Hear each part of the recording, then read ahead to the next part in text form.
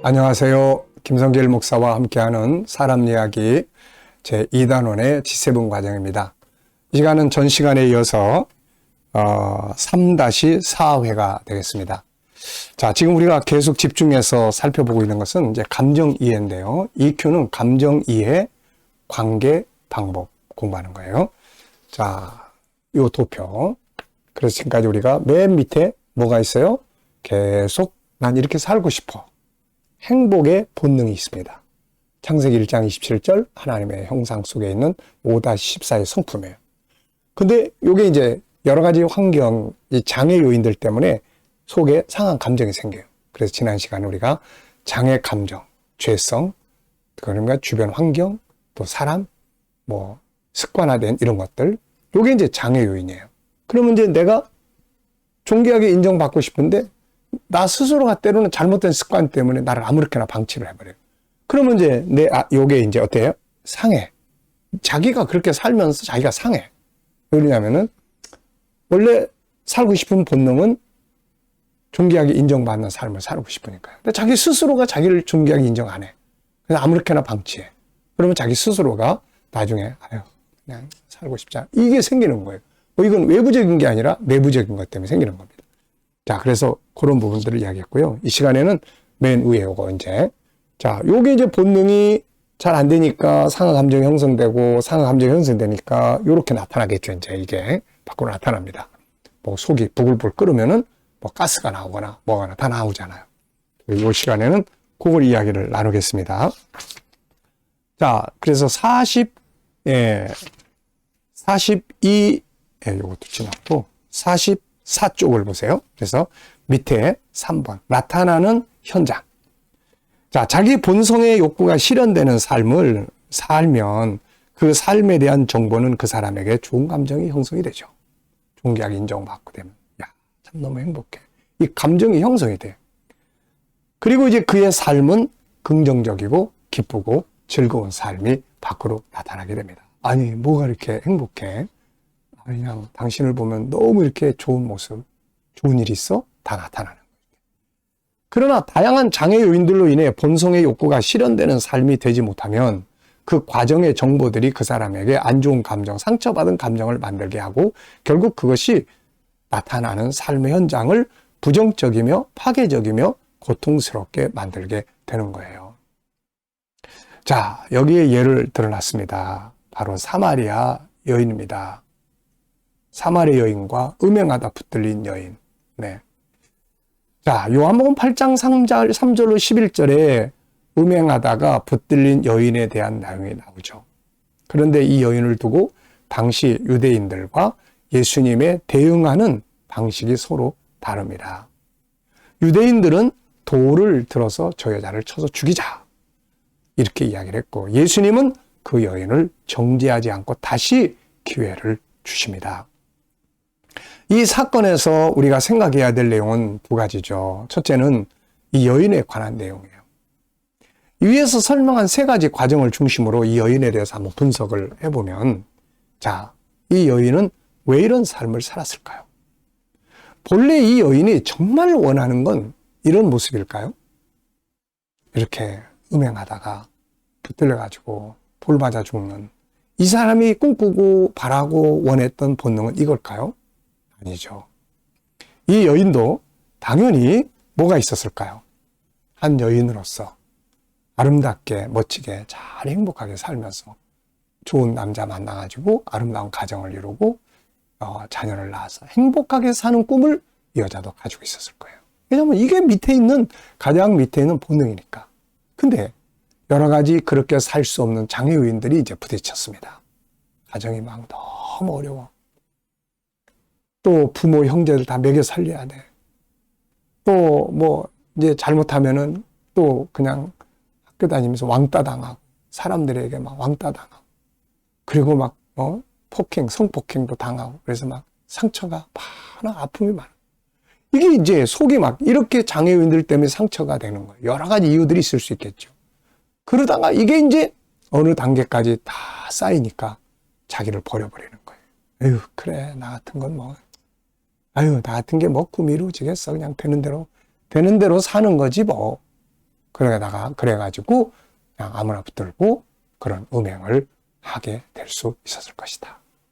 그러면 이제 맨 밑에 본능이 지금 망가지고 이루어지지 않고 가운데 상처들이 막 생겼고 이게 이제 밖으로 나타나서 그런 음행이라는 결과 현장을 만들어 놓은 거예요.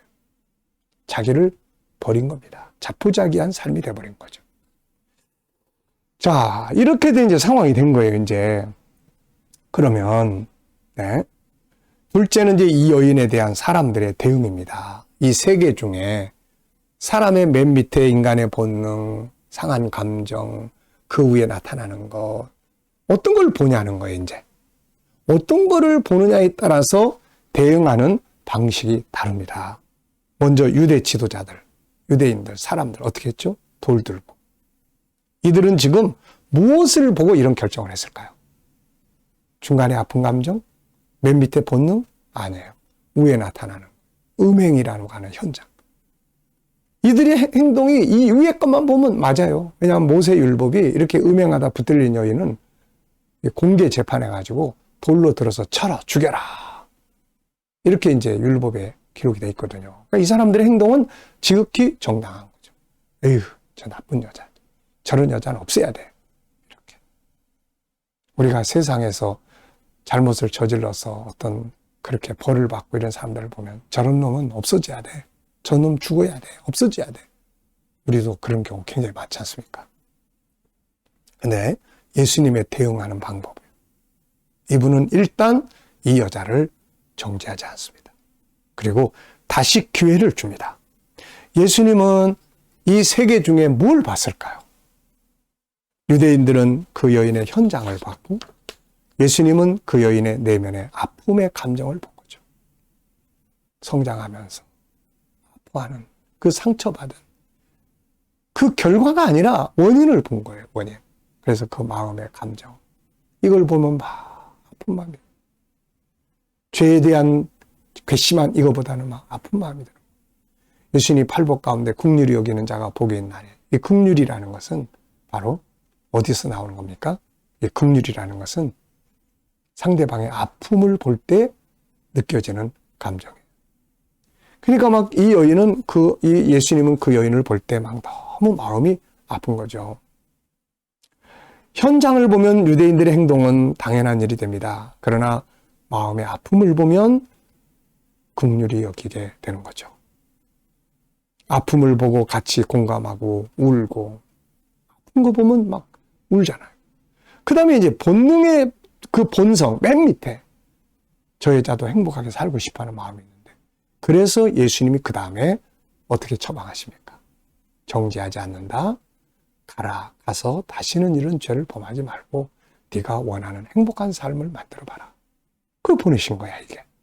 다시 기회를 주는 거죠. 이게 바로 사람을 이 세 가지 감정의 과정을 어디를 보느냐에 따라서 행동이 달라지는 거예요. 우리들도 아이들이 막 속 썩이고 막 말 안 듣고 막 화나게 만들고 그것만 보면 막 같이 싸우게 돼요. 근데 왜 저럴까? 속에 있는 무슨 상처가 있나? 속이 많이 상하는가 보다. 밖에서 상처받고 온 거 아니야? 그러면 막 아픔이 오죠. 그러면 내가 어떻게 도와줘야 되지? 맨 밑에 있는 본능. 이거를 돕고 싶은 마음이 생기게 되는 거죠. 그러므로 EQ의 지수를 높이기 위해서 가장 중요한 것은 자기 자신과 상대방의 현장을 보고 분노하고 야단치고 책망할 게 아니에요. 내 감정도 마찬가지예요. 내가 막 어리석게 행동을 했어요. 막 화를 내고 있어요. 사람들이 저 사람 왜 저래? 막 이래. 그럴 때 에휴 나 같은 거 그냥 이 바보 멍청이 이래버리면은 안 되는 거예요. 그때 내 아픈 감정 그렇게 발산할 수밖에 없었던 내 감정을 보고 같이 울어주는 거예요. 야, 네 마음이 너무 아프구나. 그래서 이렇게 밖으로 나타난 거야. 미안해. 내가 조금 더 너에게 좋은 관계를 가졌어야 되는데. 그러면서 자기 감정을 보고 그럴 수 있어. 괜찮아. 그럴 수 있는데 뭘 그거 가지고 자책을 해. 그러면서 자기를 위로하고 지지하고 응원하는 거예요. 이게 자기 감정을 듣는 사람이에요. 감정을 보는 사람이에요. 그런 다음에 야, 다시 일어서자. 그래도 네가 잘하고자 하는 이 본능 있잖아. 이거 우리 키워보자. 그래서 아내 거를 끌어내는 거예요. 이렇게. 자, 그래서 우리가 이렇게 내 감정도 그렇게 할 수 있어야 되고, 이해할 수 있어야 되고, 딴 사람이 나를 뭐라 그러니까 그냥 나까지 그냥 나를 막 미워하고, 막 나를 학대하고, 아유, 나 같은 거 바보 멍청이 막 이러면 안 되는 거예요. 내 속에는 잘못을 할 수밖에 없는 장애 요인들이 많단 말이에요, 일단. 그래서 어쩔 수 없이 쓰러지고, 무너지고, 포기하고, 이거를 위로하고, 이거를 격려하고, 공감하고 해줘야지. 딴 사람 못해도 나는 나에게. 이게 중요한 거예요. 사실 우리는 현장을 보고 흥분하고 책망하고 지적하고 낙심하고 절망할 때가 얼마나 많습니까? 그러나 이것은 올바른 대응 자세가 아니에요.